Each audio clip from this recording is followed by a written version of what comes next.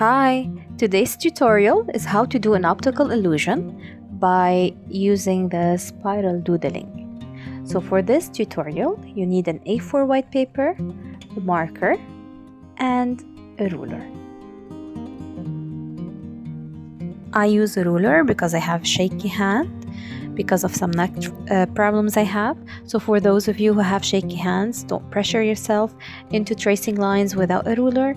Remember that in meditative arts, the important thing is for you to be relaxed and happy.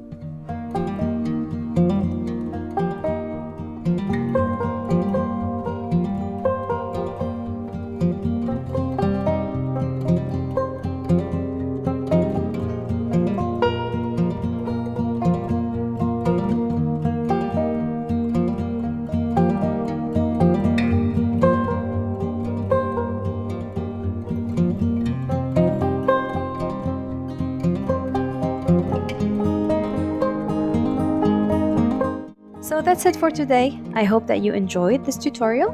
Please show me your results. You can share them with me on Instagram or on Facebook. Don't forget to like, share, comment, and subscribe, and I will see you next time.